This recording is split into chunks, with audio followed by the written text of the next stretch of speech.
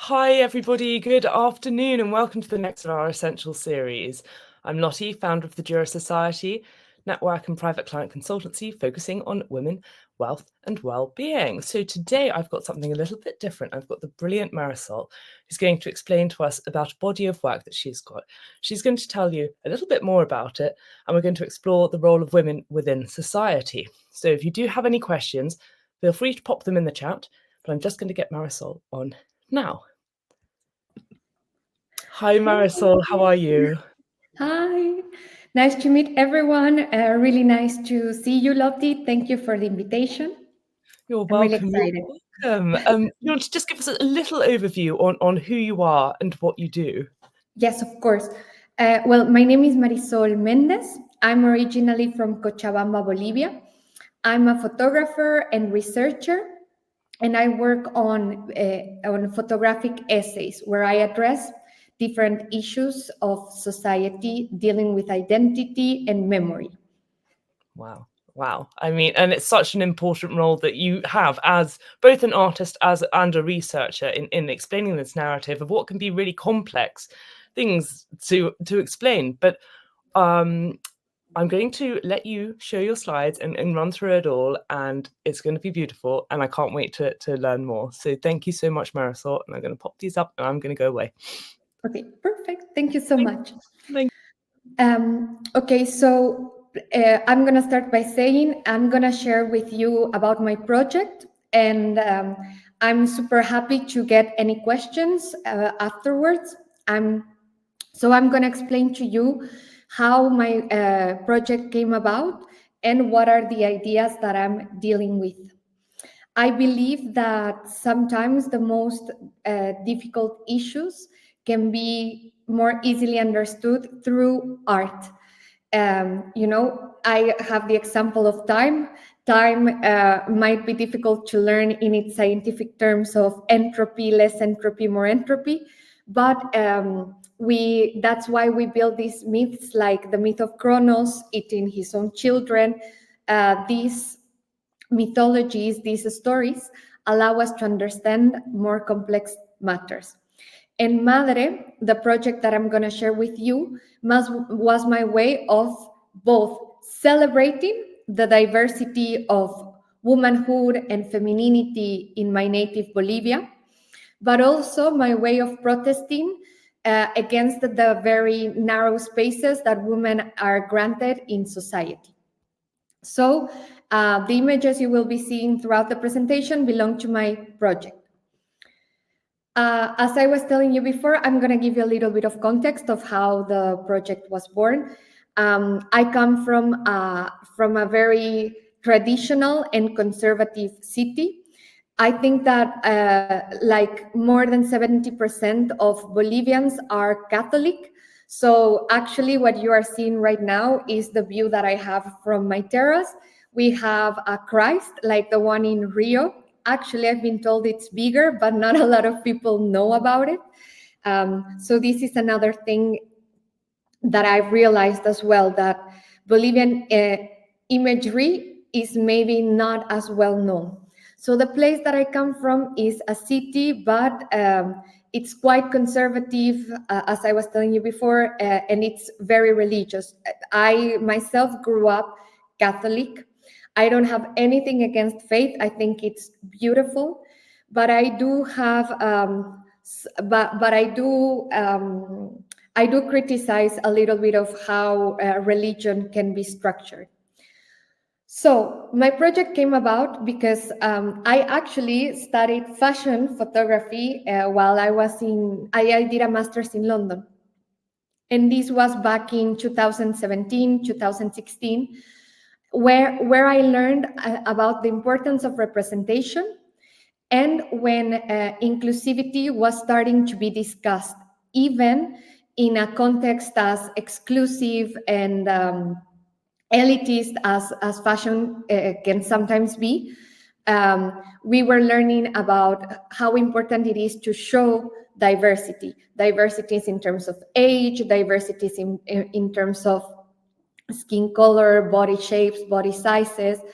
And I felt that there was this shift or this move towards more sincere representations of who we are. However, when I went back to Bolivia with all these ideas, I was really excited. I even remember that it was the year that Yalitza Aparicio was the cover of Harper's Bazaar. Yalitza Aparicio is an indigenous woman from Mexico. She's the protagonist of Roma from Alfonso Cuarón. So I was very naive, and I thought that I would see this change reflected in the media in Bolivia. However, unfortunately, the media and how women are portrayed in Bolivia is very like the picture that you see on the left. This is a magazine that is distributed in my city. I'm not sure if you can see the year, but this was a cover in 2000, I think 2021 or 22. And I think it's a really good comparison. The way in which women are portrayed is very sexist and very whitewashed. You know, our ideas of beauty are still very Eurocentric, while Bolivia is a plurinational country. We have such a diversity in terms of languages, of ethnicities. On the pictures on the right, you see, for example, cholitas, which are mestizo women. And down, you see Guarani. Guarani are indigenous women from communities on the east of Bolivia. So I thought it was actually a shame. And I would see this everywhere. These are images that I took with my phone. The only way that women are perceived and are shown is in a very sexualized gaze. I learned that the male gaze is still very present and very alive within my society. And although I find it quite funny, I actually collect these extremely racy, sexist images. I understand as well that I have visual literacy, so I can read them or understand them with irony. However, if this is the only way of representing women, then we start to get these ideas of objectification, we start categorizing women in these very narrow avenues. So actually, the project started from this frustration, from this anger that I had at looking at how I would look around and see amazing, beautiful, diverse types of femininities, very powerful women, and yet I wouldn't see it reflected on our images. So Madre started as my way to challenge and address this way of looking. Madre was born to interrogate the phallocentric, sexist, and colonial representation of women in Bolivia. So, as I was telling you before, my background is in fashion, so I like to frame my work and to work through my portraits with a structure, with a lens. And I thought that since I was already trying to defy a more patriarchal gaze, I would use the lens of religion to do so. I was telling you before, I grew up Catholic, and growing up, I realized I deconstructed some ideas I had around womanhood that had been a legacy of this Catholic upbringing. That unfortunately translate as this idea of the Madonna whore complex, that is very prevalent in most societies. This idea that women can be very easily categorized into two archetypes. So what you see on the screen right now is just images I pulled from the internet. You have on the right the Virgin Mary, and on the left you have Mary Magdalene. And even on these random images, you can see the Catholic imagery is very well thought out. It's very well structured. So you have these points of friction very, very settled. You know, you have the Virgin Mary. She's not on her own. She's surrounded by angels. She's looking up above. She's all covered up. She looks very saintly. Mary Magdalene, on the other hand, she's in a desert all by herself. She has, to show that she's a prostitute, she has one of her boobs out. She's looking at a skull, like if she were looking at death. You know, she has this very long, flowy red hair.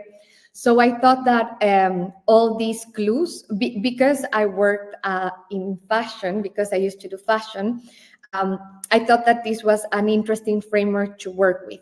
I mean, I am not the first person and definitely not the last person to draw inspiration from Catholicism and from Catholic imagery.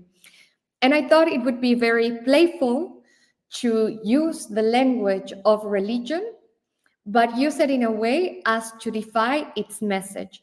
So here on the screen, you have a little mood board, you know, from Alexander McQueen to Rihanna, to Dali, everyone, and it has Catholicism has always been a very good source of inspiration. So I would say that the project is the exploration of the feminine as it wrestles with religious and cultural interpretations that are dogmatic and reductionist. They confine women to either the archetype of the Holy Virgin Mary or the sinner Mary Magdalene. You know, this dichotomy that can also be read as the good girl and the bad girl. So I would weave together Andean folklore and Catholic imagery to celebrate the diversity and intricacies of my culture, but also to raise questions about patriarchal rule and gender discrimination. And it was very important for me to include the folklore of my country. I said before that Bolivia is mostly Catholic, but actually, through doing this project, now whenever somebody asks me what is the biggest religion in Bolivia, I always say syncretism, because our way of living in our culture is very syncretic. Even our ways of understanding Catholicism are very intertwined with pagan beliefs, with indigenous beliefs. And I thought it would be more nuanced to present my women mixing both of these worlds, Andean folklore and Catholic imagery. So here you have two of the images that make the book, and this was the first pairing that I had of my reinterpretation of these archetypes. So on the right, you see the Virgin Mary. I wanted her to be this dark Andean virgin. I made the photograph in an antique store because it was my way of commenting on how obsolete, how old this figure, this rhetoric of purity, holiness is. You know, she's wearing combat boots, always mixing the past, the present, Andean folklore, Catholicism. And on the left, you have Chelsea. She was crowned Miss Universe Trans in 2019. And I thought that she was going to be a great representation of contemporary Magdalene. You know, in Bolivia, it is already very complicated to exist as a woman. Trans women, not only in Bolivia, I feel all around the world, their existence is still being questioned, is still being challenged. So Mary Magdalene, during her time, she was a pariah. She was isolated from society. So I thought that Chelsea would be a great representation of this modern Magdalene. And the inspiration that I was drawing from Catholicism also spreads to the Bible. I thought the Bible was I grew up Catholic, learning all these stories. So I thought it was going to be an interesting idea to comment on them. So for example, on screen you have my interpretation of the apple of Eve. You know, in the Bible, Eve is the source of sin. She's the source of all evils. She eats the forbidden apple, and that's why we're all here in this fucked up earth. So there is, I firmly believe that even when you're addressing very serious, dark matters, there can always be a little bit of humor. So for example, this is me making a comment, but also trying to insert a little bit of humor, because I think that the thing that you see in this image is the bee's butt. And I thought that was a little bit of a fuck you to this idea of women are the root of all evil. And then I also liked the interplay of mixing these portraits that I was making, these reinterpretations of religious iconography, with these little readings that I had of the Bible. So for example, you have a Dolorosa. The Dolorosa is the Virgin that is often represented crying.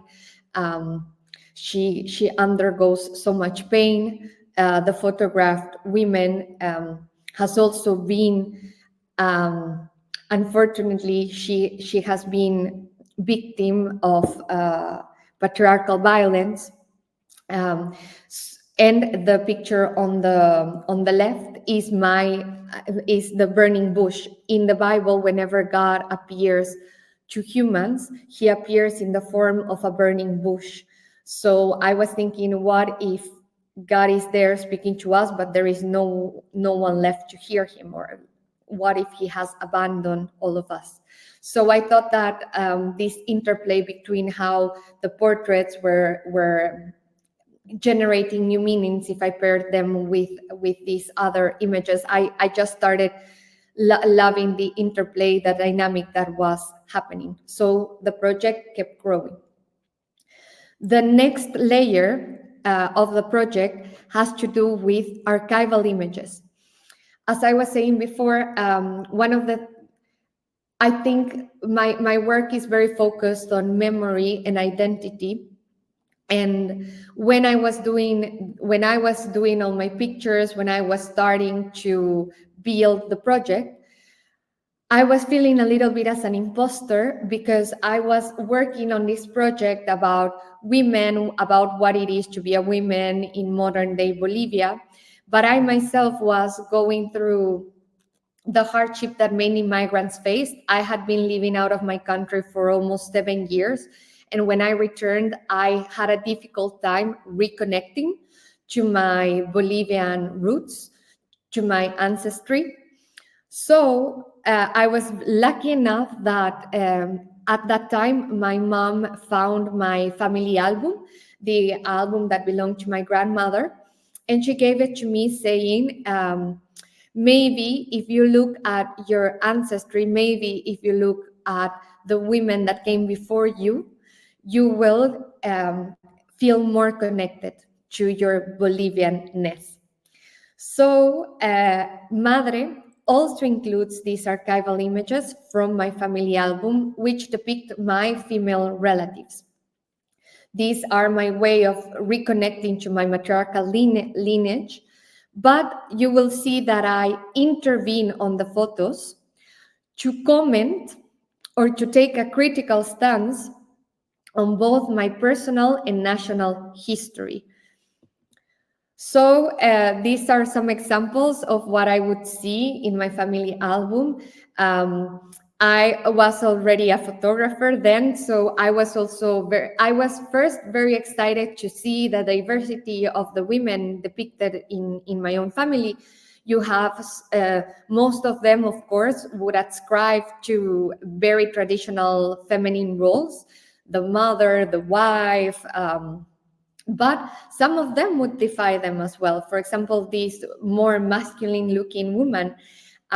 So it was very exciting to see that even within my family, we had all these types of femininity on display.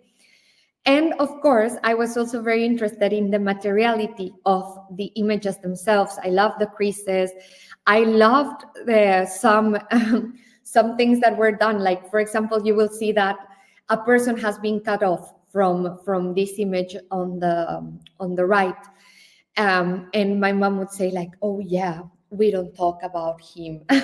He was unfaithful to your auntie, so they took him out. And I drew all of these as inspiration to make my own interventions on the archive.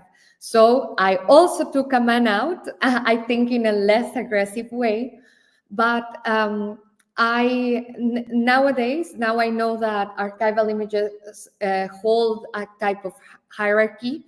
But when I started working with them, to me, it was a bit more playful, child play. It was my way of making collages and making comments. So within the series, I include these archival images without a hierarchy. They are just part of the story that I'm telling. But you can see that, for example, we always tend to say that the man is the head of the family. But in Latin American contexts, most of the time the man is absent. He's not even there. So I commented on this by literally taking the man out of the picture. So even though he's the husband, even though he's going to be the father, he's really not the head of the family. Or the picture that you see on the right is my mom. I turned my mom into a demon. The original one is actually a picture of her first communion. I call this picture Pray, as a word play, because you can hear pray and she's praying, but pray, you can also fall prey to these very reductionist ideas that religion tends to have of women. And again, as in the last case, I started loving the dynamic and the meanings that were created, the new meanings that were created when I started pairing these archival images with the images that I was producing. This is where I started thinking about maybe the format for making this work was going to be a book, which would allow me to organize all these ideas and to show how different temporalities overlap, how our ideas have been changing, some have, some not, during time, and I'm just going to show you some more images from the project. Nature is also very present. I started realizing that nature, I'm not innovating anything by saying this, but there is also a confrontation in this work between the natural world, nature itself, its abundance, its withering, with figures of concrete, with, sorry, I'm going to go fast and I'm going to go back to the images, but I'm also interested in looking at these artificial images that we make, because at the end of the day, these reductionist ideas that we have are artificial. What is natural is this beauty, this abundance, even this withering that nature goes through. So all the women that you see in the portraits are, they're not models, they're women that I would see on my everyday. I started walking up to women in cafes, in protests. I would tell them that I was working on this project. I would sit down with them. We had this little exercise in which I would ask them if they felt more identified with the Virgin Mary or more identified with Mary Magdalene. I would ask them then who they would like to interpret, because what I realized in the end is that we're all a bit virginal and a bit whorish, but it changes throughout the day, throughout our lives. And it was very interesting for me as well to see that some women would say like, oh, I'm a total Virgin Mary, but please, Marisol, I want to be a Magdalene for the photos. I want to feel how it is to be on this other skin.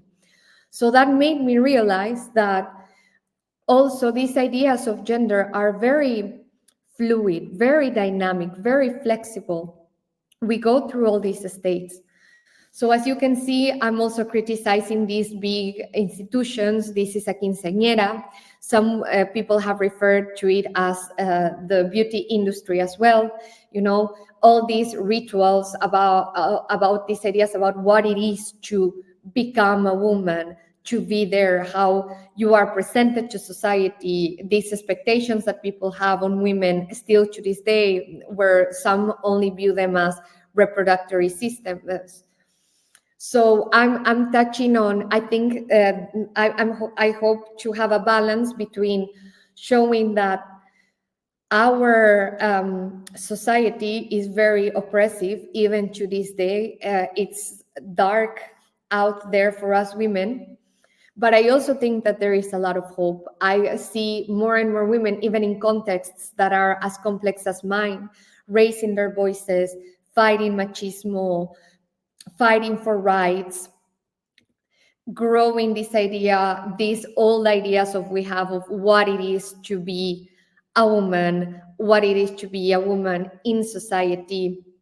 And I like these contrasts because even if you ascribe to a more traditional way of being a woman, that is not to judge. I think that the power that we have these days lies in the choice.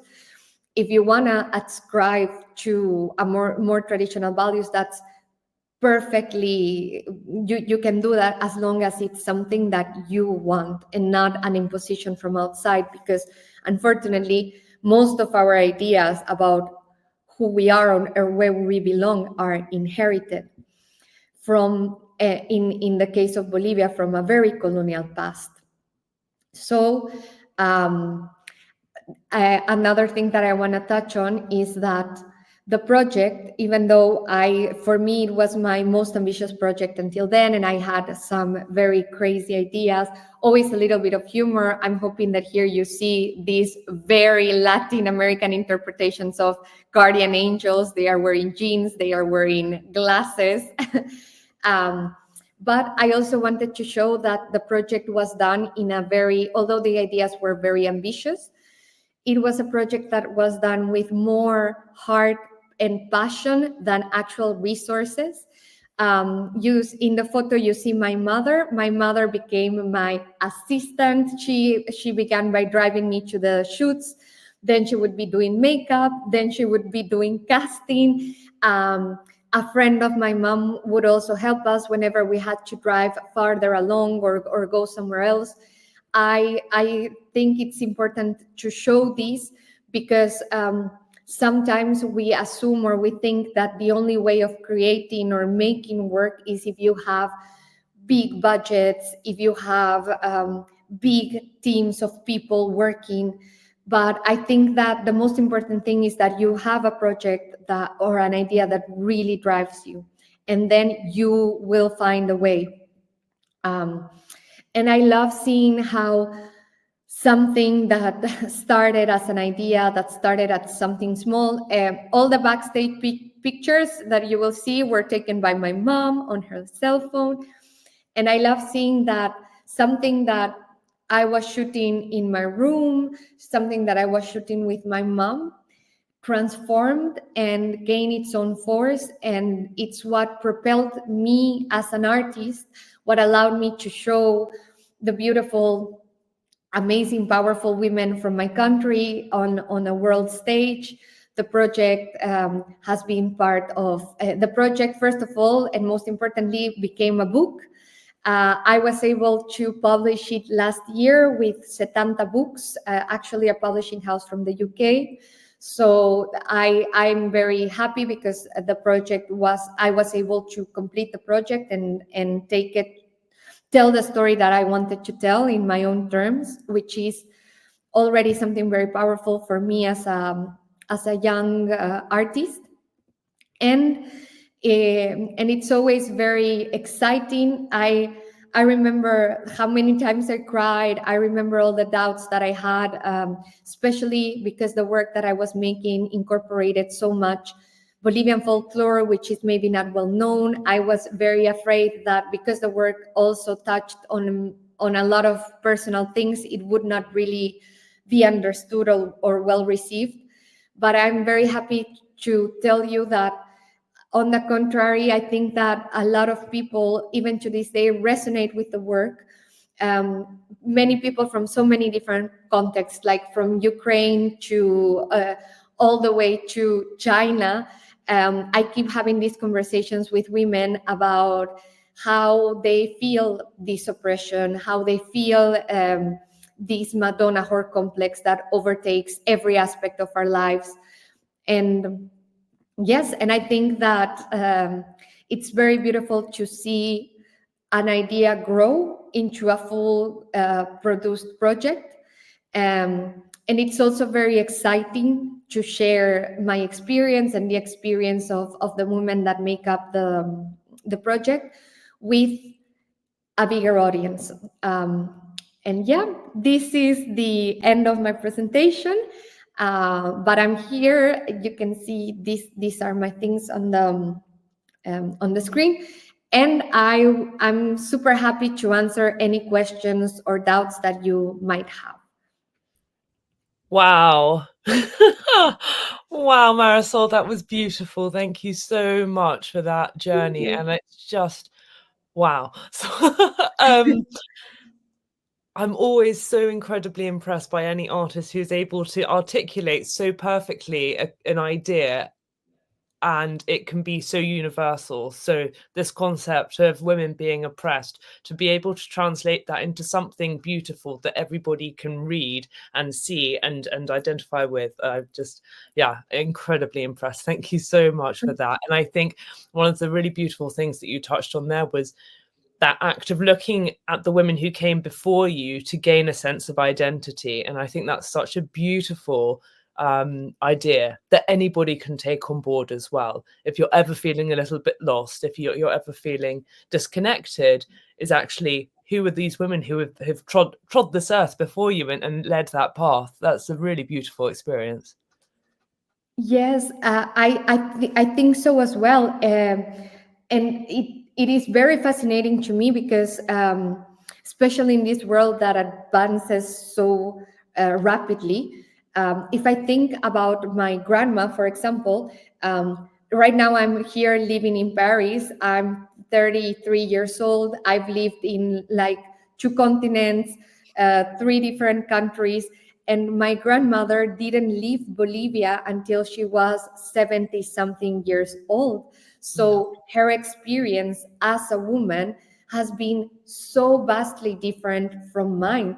But at the same time, there are so many points of connection. Like, I'm sure that we can sit and discuss, about these really tiny spaces that men allow us to have. And so I think it's really important. And my mom always tells me that, even, I know that not all families are great, but we carry on ourselves all of our ancestry and everyone that came before. And in a way, that's very magical, because that means that we have like all that power in us, you know? Yeah, I think it's magical as well. And I love that imagery, the one that you did with taking out the man, and how, although the man could be the head of the household on paper, actually they're not always there, and they can be absent. I think that's a really interesting dynamic to play out, as well, especially with such a powerful image to represent that. Yes, thank you so much. I think what I was saying in the beginning. First, right now I seem calm and collected, but of course, like the creating process is always very chaotic. You start making, the project itself was made, like the different layers came together. But I think, going back to what I was saying in the beginning, that's the magic of art, that you can talk about all these very complex things, like the absence of men, like an absent father figure, men that are not there, with an image or with a gesture, like, I'm gonna take him out. And that gesture conveys all these very intricate messages. So I think that that's the power of artistic expression, to bring down all these very complicated ideas into something that we can process. Yeah, yeah, it transcends words, and it's evocative, and people will imprint their experiences on that image as well. You know, I think that's also the role of the artist, is you're making a suggestion for what they might feel, and it could be very different to what your intention was with what you were creating sometimes. Yes, yes, yes, yes, yes. And in that sense, I'm super open. Like, I think I really don't believe that I have the answers, even if this is my artwork. Mm. I'm sometimes finding new things in the work through the eyes of other people. And Mm. here I will say what Heidegger says, that the truth is in the artwork itself, not in the artists, and not in the viewer, but it's the artwork that contains like that truth. So it's very interesting. I'm discovering things, and hopefully people looking at the pictures are also discovering things in them. That's amazing. Yeah, and I like that idea as well of inherited ideas and iconography, and how impressionable people are at taking things at face value because somebody who is older or wiser, or you know, has a certain role in society has told them you must do this. And I think that is so relevant now with politicians and politics, and what's happening in the world is that, and especially even with social media, with the way that ideas are so very quickly you know, vaporized almost, or digested by people without having the context. Yes, completely. And I also think that we forget. I studied photography. I I'm constantly learning, reading. Like, there is this thing that we call visual literacy, and not everyone has it. And it's very important to know, because for me, as someone that creates images, it's a lot of responsibility. I have to be very responsible of the messages that I'm conveying in the work that I'm doing. Mm. But we also have to be. It's what you said. Like, sometimes even me, we're like consuming these images without really thinking about them, Mm. but they are seeping into our unconscious. They are transmitting us ideas. You know, I'm not gonna get into that, but you That's know a that. whole different topic. No, yeah, we're not gonna open this other Pandora box. But I think it's that's why I wanted to start this project, because I thought it was shameful and actually like horrible that all the imagery that we would see about regarding women was like sexist or Mm. very whitewashed. Like, it didn't make sense to me, and I thought like, oh, this is dangerous, because this is giving you an idea like women will only be allowed, like their existence is only important if they are white and thin and fit into this very, very silly mold, when Mm. actually the beauty of femininity is how expansive it is, no? Yeah. But yeah, so again, a celebration but a protest. You know? Yeah, no, and I love that, and I love that duality of it as well, and that you can be fierce and beautiful at the same time. I think that's it. Oh, that's brilliant. Well, Yes. I'm conscious of time because I could. You and No, I no, are both no. talkers, and Yeah, we and love I'm sorry. throwing ideas around. But if anybody who is watching this, I know a lot of you watch this on replay as well. If you do have any questions or would like to find out more about Marisol's work, please do reach out. We'd love to hear from you. And yes, next time you're in London, we will catch up. Yes, that sounds wonderful. Thank you Thank so much. Thank you for the invitation. Thank you for anyone that is listening live or afterwards. Really, I'm always super happy to share. And thank you, Lottie. I think that spaces like these are super important. And I'm super happy that you invited me to be part. Thank you Well, so you're much. so welcome. Thank you so much. And take care, and I will see you soon. I'll see you. Bye bye. Bye.